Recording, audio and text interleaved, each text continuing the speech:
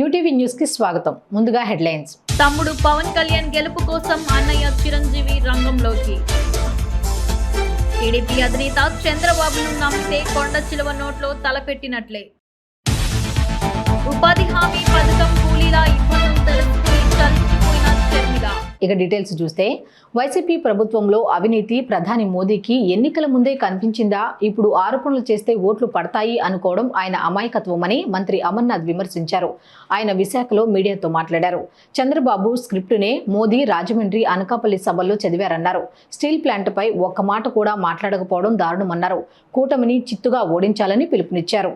కూటమికి మంచి జరుగుతుంది అనుకుంటే వారి తలకు అమాయకత్వం. కేవలం చంద్రబాబు నాయుడు గారు ఇచ్చినటువంటి స్క్రిప్ట్ని ఆ రకంగా మాట్లాడితే వైఎస్ఆర్ కాంగ్రెస్ పార్టీకి నష్టం కలుగుతుంది, జగన్మోహన్ రెడ్డి గారికి ఇబ్బంది కలుగుతుంది అనేటువంటి అభిప్రాయం వాళ్ళకుంటే వారి అమాయకత్వం. ఎట్టి పరిస్థితుల్లో ఈరోజు మోదీ గారు చేసినటువంటి విమర్శలు కానీ, లేదా చంద్రబాబు నాయుడు యథావిధిగా రోజు చేసినటువంటి విమర్శలు కానీ తీవ్రంగా ఖండిస్తూ జగన్మోహన్ రెడ్డి గారి పరిపాలన, ఆయన చేసినటువంటి సంక్షేమం, రాష్ట్రంలో జరిగినటువంటి అభివృద్ధి గతంలో ఎన్నడూ జరగలేదనేటువంటి విషయాన్ని గుర్తుపెట్టుకోవాలని చెప్పి సందర్భంగా కోరుతా ఉన్నాం. ఒక విషయానికి భారతీయ జనతా పార్టీ సమాధానం చెప్పాలి. ఇదే 5 ఏళ్ల క్రితం అప్పుడున్నటువంటి తెలుగుదేశం పార్టీ ప్రభుత్వం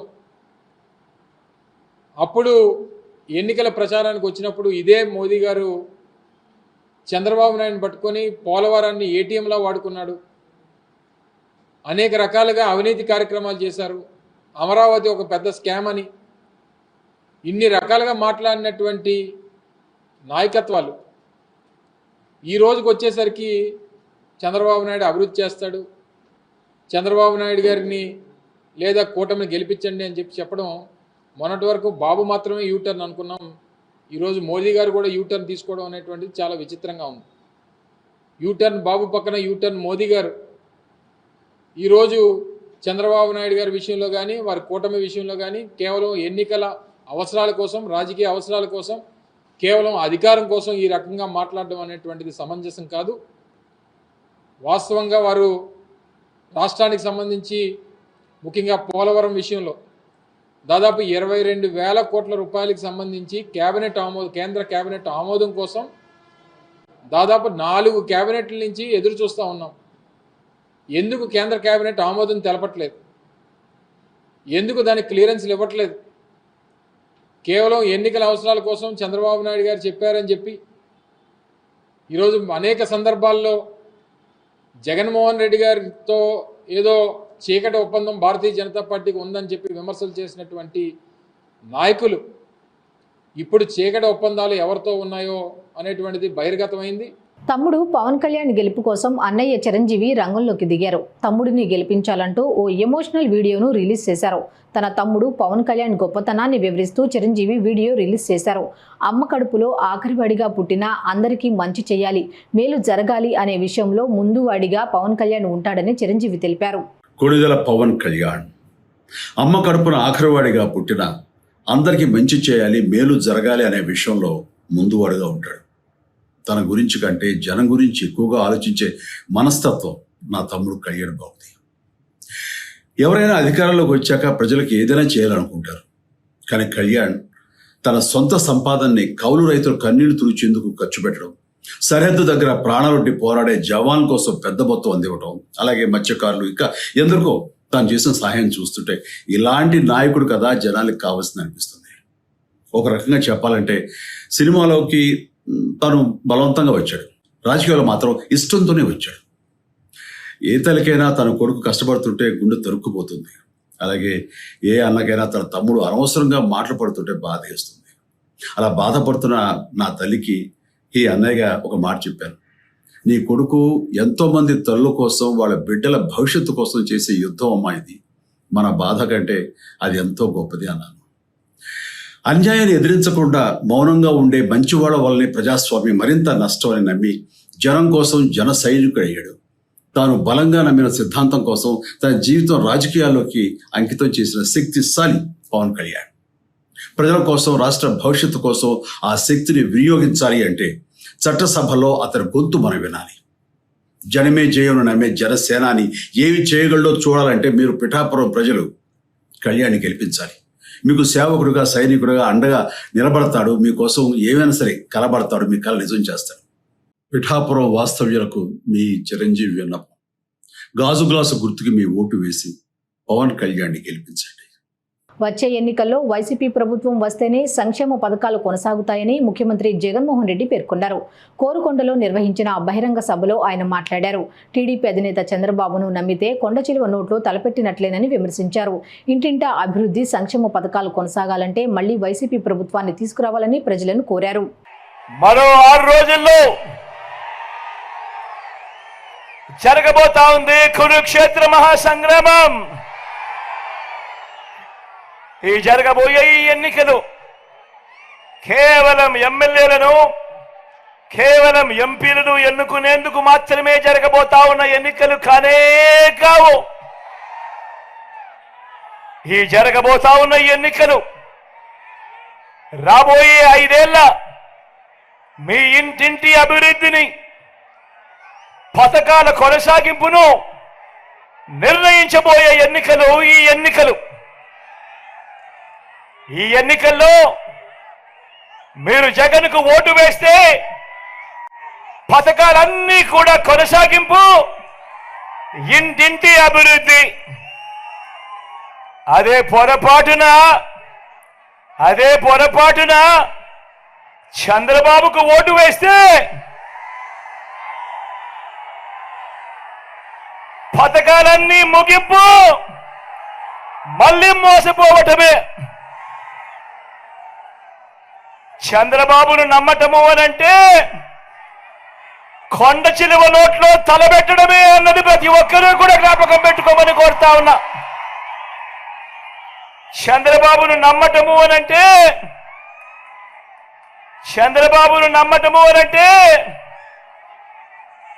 చంద్రముఖిని నిద్ర లేపటమే అన్నది ప్రతి ఒక్కరూ కూడా జ్ఞాపకం పెట్టుకోమని కోరుతా ఉన్నా. దేవుడి దయతో, మీ అందరి చల్లని దీవెనతో ఈ 59 నెలల మీ బిడ్డ పరిపాలనలో గతంలో ఎప్పుడూ కూడా జరగని విధంగా, గతంలో ఎప్పుడూ కూడా చూడని విధంగా నా అక్క చెల్లెమ్మల కుటుంబాలకు వివిధ పథకాల ద్వారా నేరుగా బటన్లు నొక్కి, ఎక్కడా లంచాలు లేకుండా, ఎక్కడా వివక్ష లేకుండా నేరుగా ఇచ్చిందెంతో తెలుసా? ఏకంగా 2,70,000 కోట్ల రూపాయలు. మళ్ళీ చెప్తా ఉన్నాను, రాష్ట్ర చరిత్రలో ఎప్పుడూ చూడని విధంగా ఏకంగా 2,70,000 కోట్ల రూపాయలు వివిధ పథకాల ద్వారా నా అక్క చెల్లెమ్మలకు మీ బిడ్డ బటన్ నొక్కడం, నేరుగా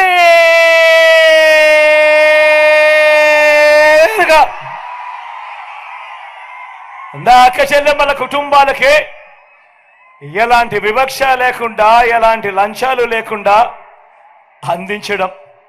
నేను అడుగుతా ఉన్నా, గతంలో ఎప్పుడైనా కూడా అడుగుతా ఉన్నా, ఏం తమ్ముడు మిమ్మల్ని అడుగుతా ఉన్నా, అన్న మిమ్మల్ని అడుగుతా ఉన్నా, అక్క మిమ్మల్ని కూడా అడుగుతా ఉన్నా,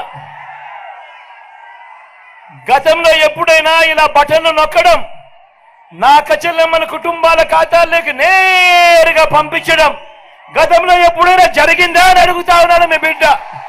ఉపాధి హామీ పథకం కూలీల ఇబ్బందులను తెలుసుకొని Andhra Pradesh PCC chief YS Sharmila చలించిపోయారు. చాలీచాలని వేతనం, కనీస వేతనం ఇవ్వడం లేదని మండిపడ్డారు. తమ ప్రభుత్వం అధికారంలోకి వస్తే వేతనం పెంచుతామని హామీ ఇచ్చారు. యోగి వేమన యూనివర్సిటీ ప్రాంగణంలో ఉపాధి హామీ కూలీలతో వైఎస్ షర్మిల కూలీలతో సమావేశమయ్యారు. ఉపాధి హామీ కూలీల కష్టాలను అడిగి తెలుసుకున్నారు. మరి ఇంత క్రూరమైతే ఎట్లా తల్లి?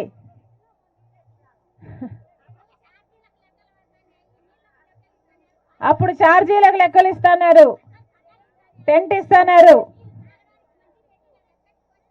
మంచినీళ్ళు ఇస్తున్నారు.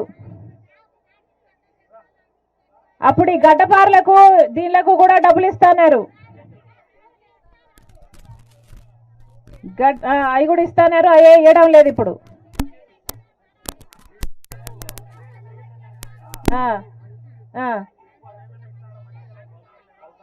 ఇప్పుడు మీరు పని చేసుకోవాలా, లేకపోతే పనే లేదు.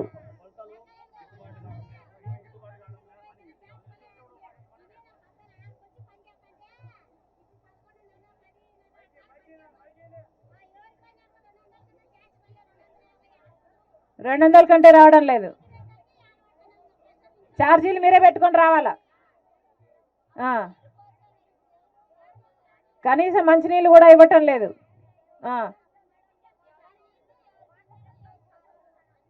మీరే తెచ్చుకోవాలా.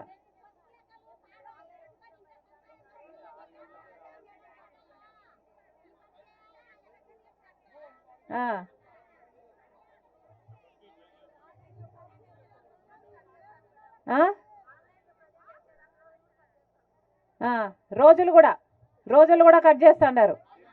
డబ్బులు కట్ చేస్తున్నారు, రోజులు కట్ చేస్తున్నారు. సిగ్నల్ అంటే పేమెంట్కి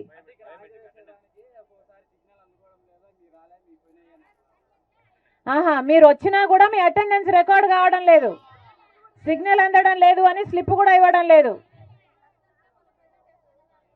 సో అప్పుడప్పుడు రోజు చేసినా కూడా ఆ రోజు డబ్బులే రావు. అవునమ్మా, డబ్బు చేసినా డబ్బులు, పని చేసినా డబ్బులు రావు. ఒక్కొక్క రోజు 6 రోజులు పని చేస్తే 3 రోజులకే వస్తున్నారు. అంతేనా? అంటే మీ శ్రమను కూడా దోచుకుంటున్నారు అనమాట. అర్థమవుతుందా తల్లి? మీ శ్రమను దోచుకుంటున్నారు.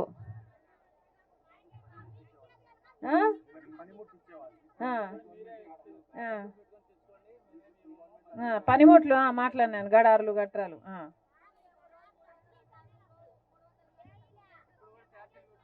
రోజు 300 అంటారు కానీ ఏ రోజు 300 ఇయ్యరు. అవునా? 300 ఎప్పుడైనా వస్తున్నాయమ్మా? 6 రోజులు పనిచేస్తే 6 రోజులు 300 వస్తున్నాయా?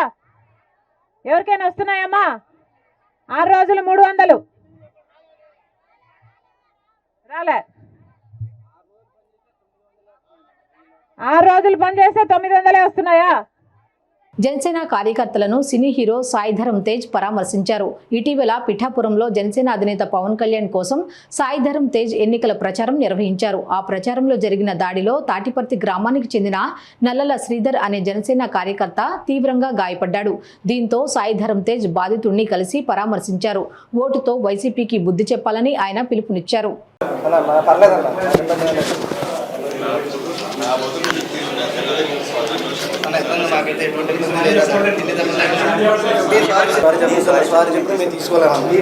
మాకు ఇలాంటి ఎన్ని దెబ్బలన్నా పడేస్తాం, ఎట్టి పరిస్థితుల్లో కళ్యాణ్ గారిని మాత్రం మేము గెలిపించుకుని తీరుతాం. ఇలాంటి దాడులు ఎన్ని వచ్చినా మేము తట్టుకుంటా ఉన్నాం, అందులో ఏ డౌట్ లేదు. సారీ మాత్రం చెప్పొద్దు.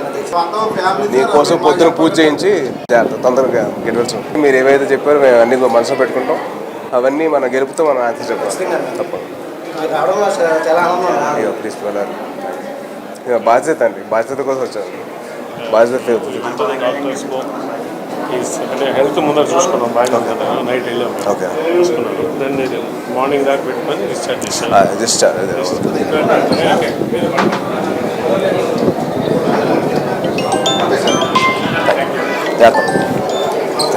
ఓకే.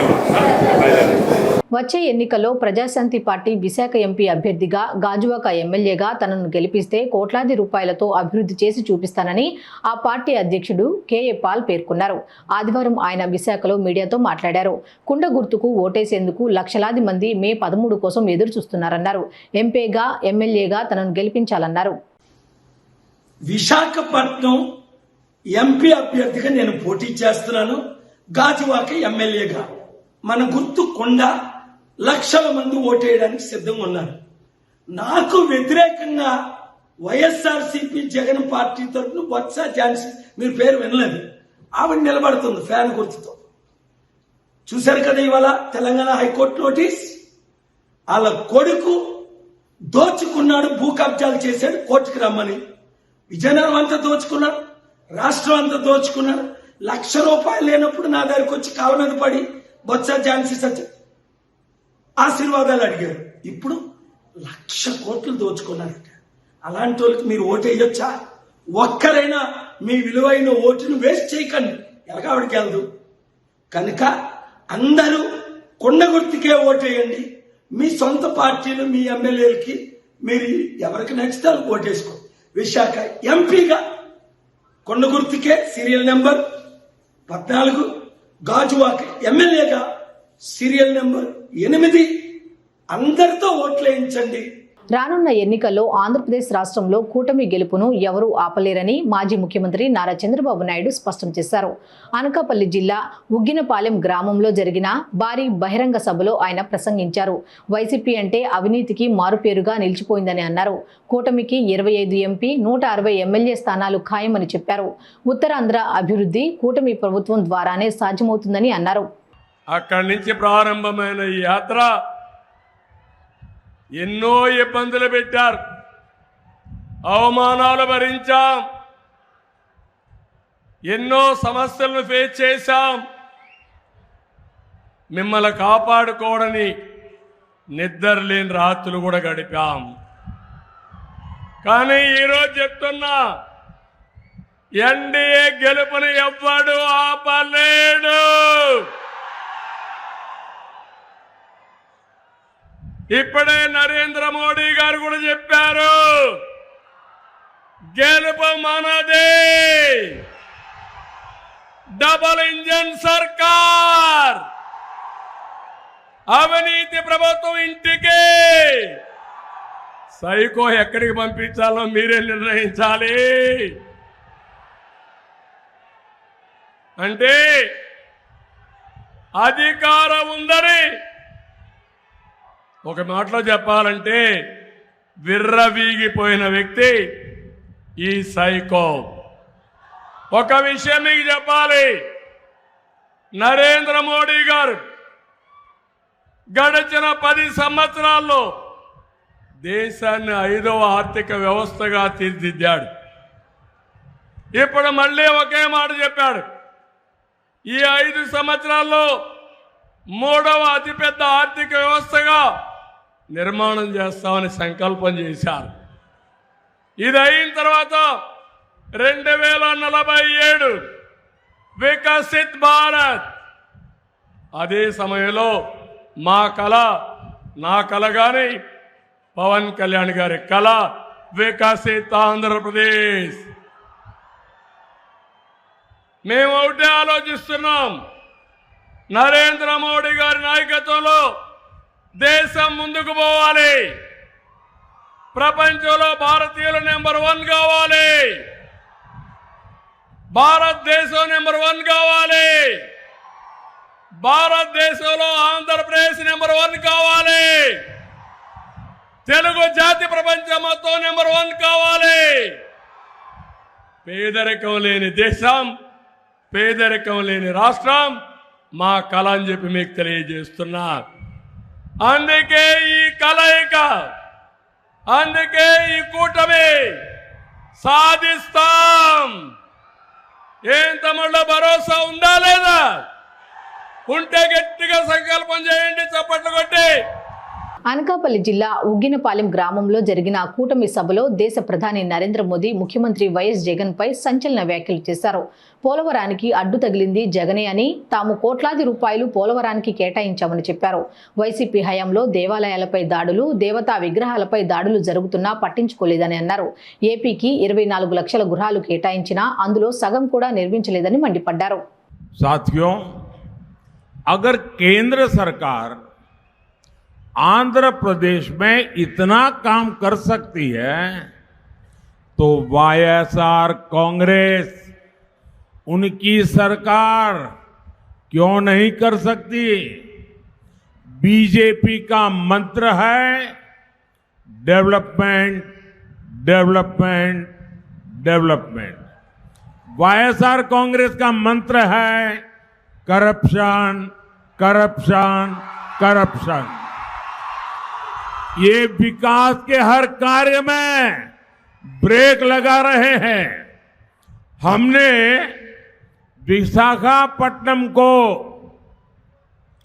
अलग रेलवे जोन बनाने की मंजूरी दी, लेकिन राज्य सरकार रेलवे मुख्यालय के लिए जमीन नहीं दे रही है। మిత్రులారా, ఆంధ్రప్రదేశ్లో కేంద్ర ప్రభుత్వం అనేక పనులు చేస్తుంది, కానీ వైఎస్ఆర్ కాంగ్రెస్ ప్రభుత్వం ఎందుకు చేయలేకపోతుంది? బీజేపీ మంత్రం అభివృద్ధి అభివృద్ధి అభివృద్ధి, వైఎస్ఆర్ కాంగ్రెస్ మంత్రం అవినీతి అవినీతి అవినీతి. ఇక్కడ వీళ్ళు అభివృద్ధి పనులకి అనేక రకాల ఆటంకాలు కల్పిస్తున్నారు. మేము విశాఖపట్నం కోసం ప్రత్యేక రైల్వే జోన్ ఆమోదించడం జరిగింది, కానీ రాష్ట్ర ప్రభుత్వం రైల్వే ముఖ్య కార్యాలయం కోసం భూమి ఇవ్వటం లేదు. साथियों, हमने आंध्र प्रदेश के गरीबों के लिए 24 लाख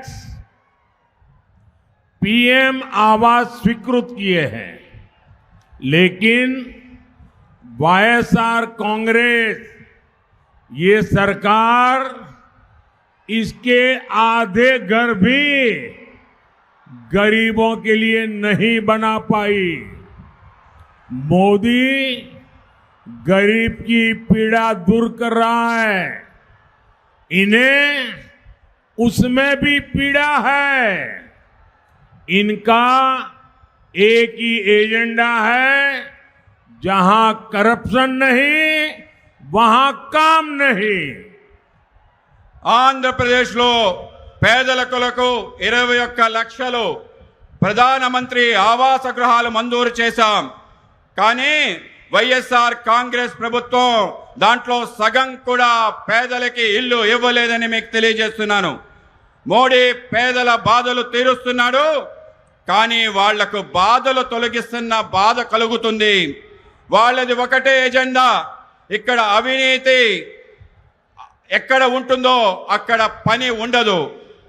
విశాఖను విశాఖ మన్యంలో గంజాయి క్యాపిటల్ గా మార్చేశారు అని, కేంద్రంలో మోదీ పాలనలో అయోధ్యలో రామమందిరం నిర్మిస్తే ఏపీలో జగన్ పాలన వల్ల రాముడు తల నరికేశారని ఆరోపించారు. జనసేన ప్రధాన కార్యదర్శి నాగబాబు అనకాపల్లిలో జరిగిన ఎన్డీఐ భారీ బహిరంగ సభలో పాల్గొని ప్రసంగించారు. భారతదేశం వికసించాలి, ప్రపంచ అగ్రగామి దేశంగా అభివృద్ధి చెందాలనే లక్ష్యంతో అడుగులు వేస్తున్న మాన్య ప్రధానమంత్రి శ్రీ నరేంద్ర మోడీ గారికి ఆంధ్ర రాష్ట్ర ప్రజల తరఫున జనసేన పక్షాన మనస్ఫూర్తిగా స్వాగతం పలుకుతున్నాం. అలాగే గ్రేట్ విజనరీ అయిన చంద్రబాబు నాయుడు గారికి హృదయపూర్వక నమస్కారాలు. అలాగే బీజేపీ నాయకులకి, టీడీపీ నాయకులకి, జనసేన నాయకులకి అందరూ కూడా హృదయపూర్వక నమస్కారం. అలాగే బీజేపీ కార్యకర్తలకి, టీడీపీ కార్యకర్తలకి, ఎగిసిపడే జనసేన కార్యకర్తలకి హృదయపూర్వక నమస్కారాలు. రాష్ట్రంలో భారతీయ జనతా పార్టీ, తెలుగుదేశం, జనసేన పార్టీ కూటమి బలమైన ముద్ర వేస్తుంది. శ్రీ నరేంద్ర మోడీ గారి నాయకత్వ పటిమ, శ్రీ పవన్ కళ్యాణ్ గారి చిత్తశుద్ధి, శ్రీ చంద్రబాబు గారి అనుభవం రాష్ట్రానికి ఎంతో అవసరం. నరేంద్ర మోడీ గారు 2047లో దేశం ఏ స్థాయిలో ఉండాలని ఆలోచన చేస్తుంటే, ఇక్కడ ముఖ్యమంత్రి మాత్రం 25 ఏళ్లు వెనక్కి నెట్టేసి పెత్తందారీ పాలన చేస్తున్నారు. అనకాపల్లి లోక్సభ స్థానంతో మా జనసేనకు ప్రత్యేకమైన అనుబంధం ఉంది. ఇక్కడి నుంచి ఎంపీగా పోటీ చేయాలని జనసేన భావించింది. నేను ఇక్కడ ప్రజలతో మమేకమయ్యాను. భారతీయ జనతా పార్టీ అనకాపల్లి నుంచి పోటీ చేయాలని కోరగా మా అధ్యక్షులు పవన్ కళ్యాణ్ గారు మరో ఆలోచన లేకుండా మనస్ఫూర్తిగా అంగీకారం తెలిపారు. పైగా మా కుటుంబానికి సన్నిహితులైన సీఎం రమేష్ గారు అభ్యర్థి కావడం మా అందరికీ సంతోషకరం.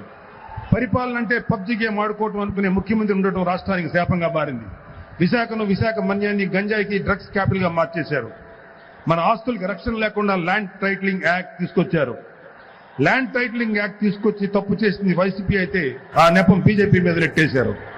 శ్రీ మోడీ గారి పాలనలో అయోధ్యలో శ్రీరాముడి ఆలయం నిర్మిస్తే ఈ జగన్ పాలనలో శ్రీరామచంద్రుడి విగ్రహం తల నరికేశారు. దేవతా విగ్రహాలను అపవిత్రం చేస్తున్నారు, రథాలు తగలబెడుతున్నారు. ఆస్తులకి రక్షణ అనేదే లేదు. తెలుగుదేశం, జనసేన, బీజేపీ నాయకులపై దాడులు రోజు రోజుకు పెరుగుతున్నాయి. ఈ మధ్యకాలంలో సీఎం రమేష్ గారి మీద జరిగిన దాడి అందుకు ఉదాహరణ. నాయకుల పరిస్థితి ఎలా ఉంటే సామాన్యుడికి అసలు రక్షణ ఉంటుందా అనేది నా ప్రశ్న. ఉత్తరాంధ్రం సైతం జగన్ వంచాడు. ఈ ప్రాంతంపై నిజంగా ప్రేమ ఉంటే ఉత్తరాంధ్ర సుజలా స్రవంతి ప్రాజెక్టు పూర్తి చేసేవాడు. వాళ్లకు ఉన్న శ్రద్ధ ఒక్కటే, ఇక్కడ భూములు గనుల మీద మాత్రమే వాళ్ళకున్న శ్రద్ధ ఉంది. జనసేన, టీడీపీ, బీజేపీ కూటమి అధికారంలోకి వస్తే అభివృద్ధి సంక్షేమాన్ని సమపాళ్ళు అందిస్తామని నరేంద్ర మోడీ గారి సాక్షిగా మేము చెప్తున్నాం. ఉపాధి ఉద్యోగ అవకాశాలు పెరిగే దిశగా ముందుకు వెళ్తాం. రైతులకు, మహిళలకు భరోసా ఇస్తాం. కేంద్రంలో శ్రీ మోడీ గారు, రాష్ట్రంలో కూటమితో డబుల్ ఇంజిన్ సర్కార్ వస్తుంది. భారతదేశం, ఆంధ్రప్రదేశ్ వికసిస్తాయి. జై బీజేపీ, జై టీడీపీ, జై జనసేన, జై హింద్, జై శ్రీరామ్. జగన్ 5 ఏళ్ల పాలనలో అడుగడుగునా కుంభకోణాలే అని పవన్ కళ్యాణ్ ఆరోపించారు. కడియం మండలం వేమగిరిలో జరిగిన బహిరంగ సభలో ఆయన మాట్లాడారు. కేంద్ర పథకాలను వైసీపీ తన పథకాలుగా చెప్పుకుంటోందని, కేంద్ర పథకాలకు జగన్, వైఎస్ఆర్ పేర్లు పెట్టుకున్నారు.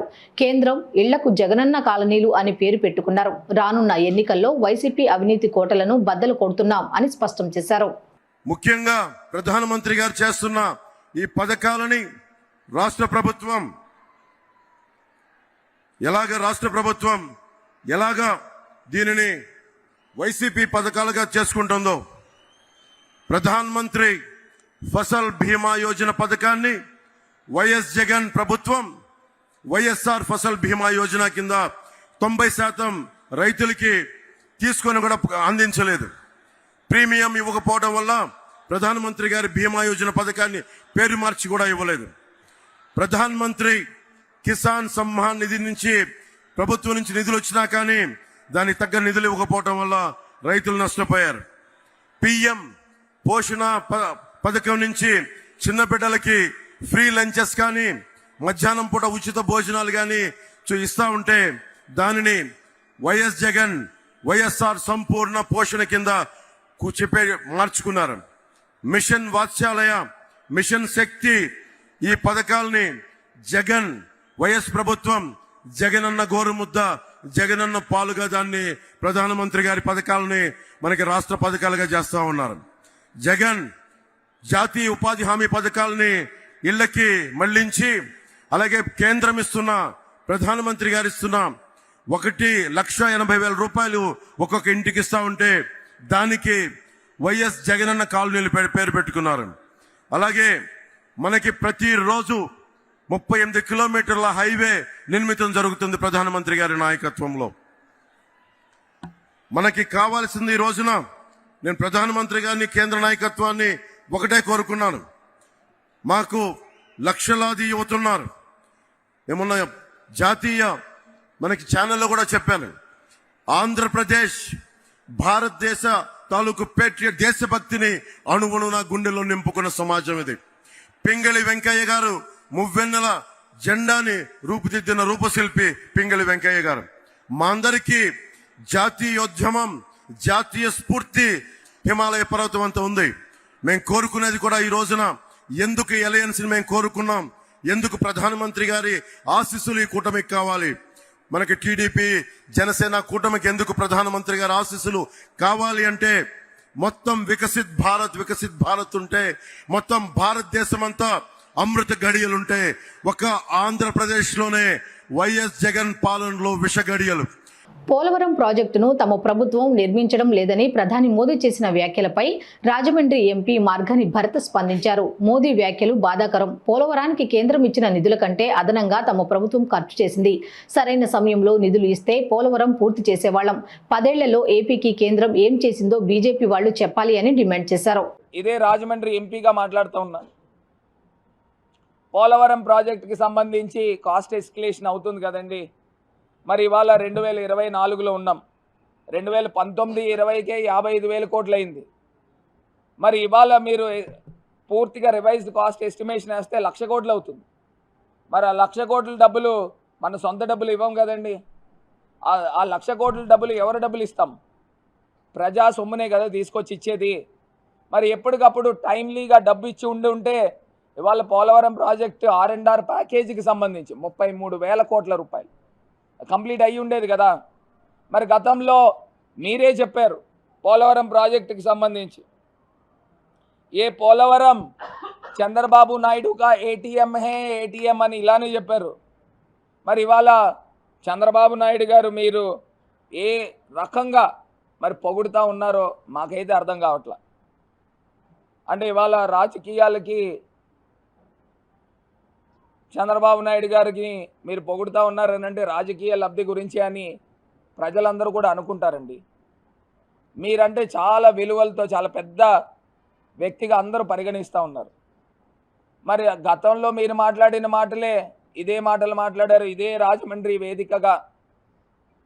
రాజమండ్రి వేదికగా మోడీ గారు మాట్లాడిన మాటలు ఒక్కసారి నేను చూపించాలని అనుకుంటున్నాను. మరి ఈయన ప్రధానమంత్రి గారు గౌరవనీయులు మరి వారు మాట్లాడిన మాటలు 2019లో ఏ యూటర్న్ బాబు के लिए ATM है ATM उसमें से पैसे निकालो మరి వారే చెప్పారు. ఏ భ్రష్టాచార్ కా సర్కార్ హే అని చెప్పి వారే చెప్పారు. అంటే కరప్షన్. మరి ఇవాళ ఇదే చంద్రబాబు నాయుడు గారు చాలా డెవలప్మెంట్ చేశారని మరి చెప్తా ఉన్నారని అంటే ఒక్కసారి ఆలోచన చేయాల్సిన అంశమని చాలా విలువలతో కూడిన వ్యక్తిగా అందరం భావిస్తూ ఉంటాం. మరి అలాంటిది మరి ప్రధానమంత్రి గారు ఈ రకంగా మాట్లాడడం కూడా ఒకసారి ప్రజలు ఆలోచన చేయాలని ఈ సందర్భంగా కోరుతూ ఉన్నాం. ఇది కాకుండా సుజలా స్రవంతి గురించి, ముఖ్యమంత్రి గారి గురించి వారి తండ్రి గారు రాజశేఖర రెడ్డి గారు ప్రారంభించారు, మరి కొడుకు కంటిన్యూ చేయాలి కదా అని చెప్పేసి చెప్తా ఉన్నారు. మరి రాజకీయ వారసత్వం తీసుకున్నారు, మరి అదే రకంగా ఇది కూడా చేయాలి కదా అని చెప్తా ఉన్నారు. ఇవాళ కాంగ్రెస్ పార్టీలోంచి గెలిచిన వ్యక్తి జగన్మోహన్ రెడ్డి గారు కాదు. తండ్రి మరణంతో పుట్టిన పార్టీ వైఎస్ఆర్ కాంగ్రెస్ పార్టీ.